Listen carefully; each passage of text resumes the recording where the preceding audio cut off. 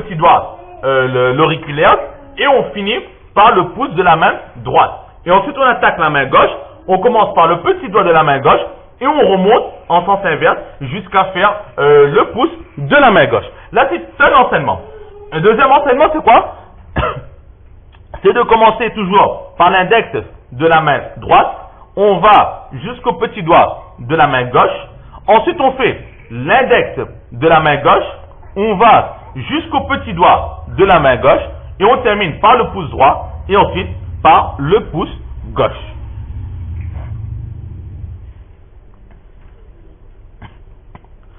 Et enfin, une dernière façon qui nous est enseignée, maintenant chacun le choix de faire comme il le veut, c'est de commencer toujours par l'index de la main droite, aller jusqu'à l'auriculaire de la main droite, ensuite commencer par le petit doigt de la main gauche, remonter jusqu'au pouce de la main gauche et terminer en dernier par le pouce droit. Donc là, ce sont certains enseignements. Donc chacun est libre de faire comme il le veut. Et ensuite, pour les ongles du pied, là en général, il y a un seul enseignement qui est donné le plus souvent, qu'on le retrouve le plus souvent, c'est de commencer par le petit orteil du pied droit et de remonter, de faire ensuite le doigt qui est à côté, l'orteil qui est à côté, de continuer en remontant, et on termine par le petit orteil du pied gauche. Donc on fait le petit orteil du pied droit, ensuite l'avant-dernier orteil, ensuite le grand orteil, ensuite le deuxième orteil, ensuite le pouce, le gros orteil. Et ensuite on commence par le gros orteil gauche et on continue toujours dans l'ordre pour terminer par le petit orteil du pied droit.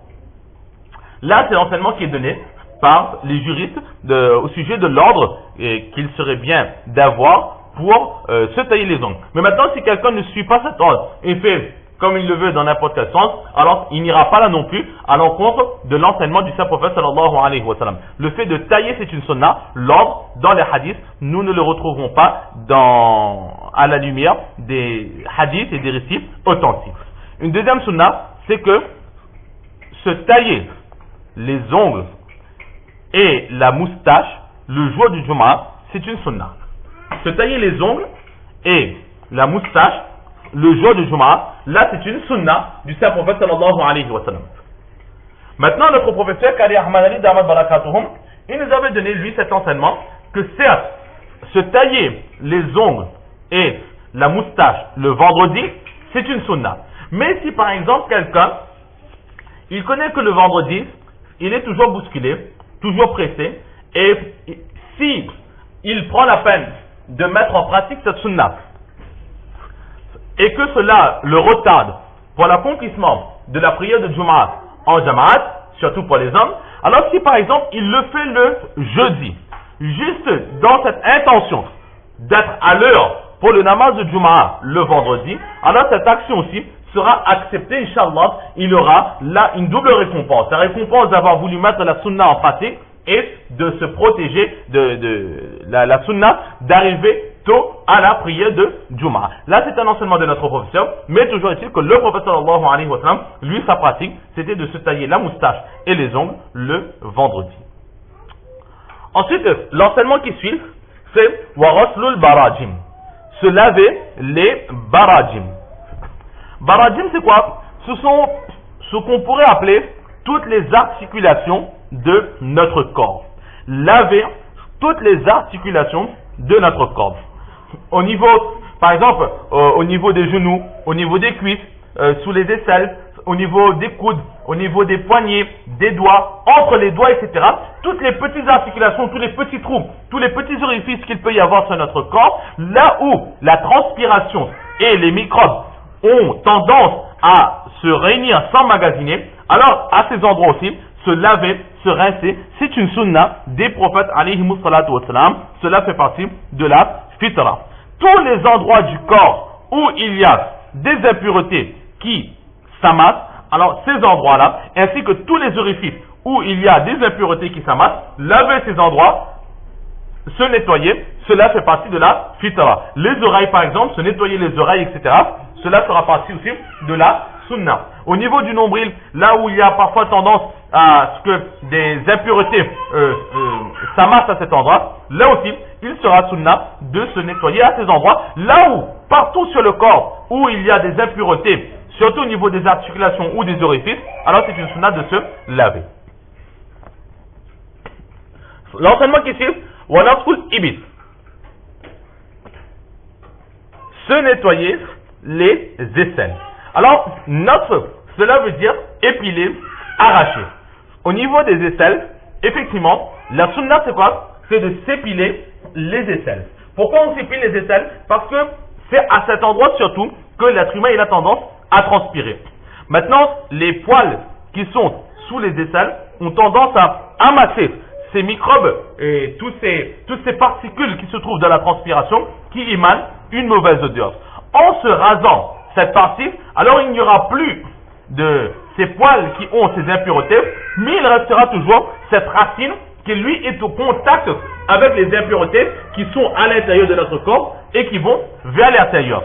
Alors que si on arrache, si on épile ces poils, alors ce sera de la racine que nous enlèverons ces poils et donc ces poils, et là donc en enlevant cela de la racine, eh bien il ne restera plus à cet endroit du corps aucun microbe ni aucune particule de la transpiration. Donc il est dit que en s'épilant, alors il y aura une odeur moins mauvaise qui se dégagera. Lorsque la personne transpirera, alors cela va sentir moins mauvais que celui qui se rase ou que celui qui ne s'épile pas. Donc c'est pour cela que le prophète sallallahu alayhi wa sallam, il avait l'habitude de donner l'enseignement de s'épiler les aisselles. Mais maintenant, il n'est pas interdit de se raser. Surtout pour ceux qui ont l'habitude de se raser. À force de se raser à cet endroit, les poils ont tendance à durcir. Maintenant, s'épiler à cet endroit, ça pourrait être très douloureux. Si quelqu'un veut faire l'expérience ou est capable de supporter cette douleur, il le fait. Ou bien même si c'est quelqu'un qui pour la première fois s'épile, mais il n'a pas cette force de supporter cette douleur, alors il pourra se raser sans problème. Ce qui est le plus important, c'est que ces poils ne soient pas trop grands. Il faut régulièrement les nettoyer.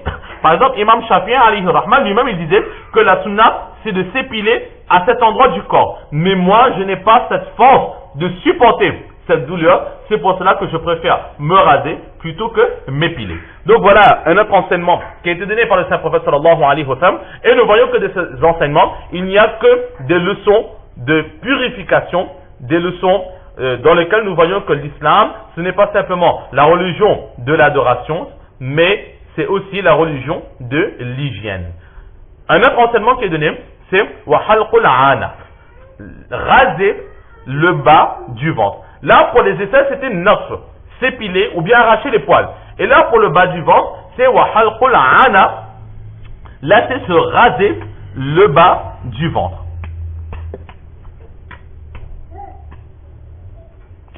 Alors, qu'est-ce qu'on entend par le bas du ventre? Certaines personnes disent que ana, ici mentionne le nombril. Donc, depuis le nombril jusqu'au début des cuisses, il sera obligé de se raser. D'autres personnes disent que non, ce n'est pas depuis le nombril qu'il faut se raser, mais au niveau des parties privées, alors là, il y aura des poils qui auront tendance à pousser.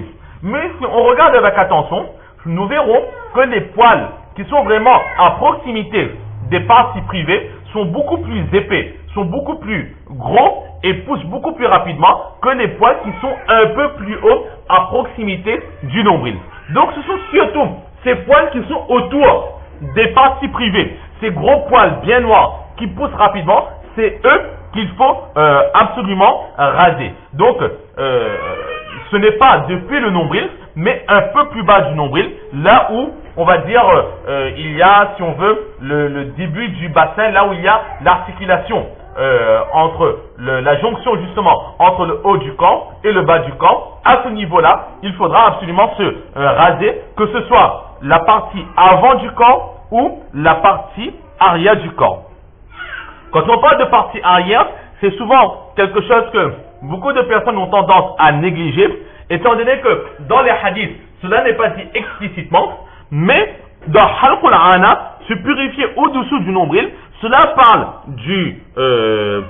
de la partie avant du corps comme de la partie arrière du corps. Quand on dit partie arrière, ce n'est pas le dos ni le postérieur, etc. qu'il faudra se raser pour ceux qui ont une grande pilosité, mais c'est surtout au niveau de l'orifice par lequel sortent les excréments, par lequel sortent les selles. Alors à ce niveau-là, ceux qui ont à ce niveau une certaine pilosité, ils auront l'obligation de se nettoyer cette partie. Nous précisons bien, c'est tout autour de l'orifice où sortent les selles de l'être humain, à ce niveau, et tout autour de cela, les parties qui sont susceptibles d'être au contact avec les excréments, ces parties devront obligatoirement être rasées. Dans le livre, un livre de jurisprudence de l'école d'Imam Abu Hanifa, rahmatullah alayh, le Tahtawi, l'auteur écrit que beaucoup de personnes mettent l'emphase sur le nettoyage, sur la purification des parties privées de l'avant du corps, mais à mon sens, il est plus obligatoire de se purifier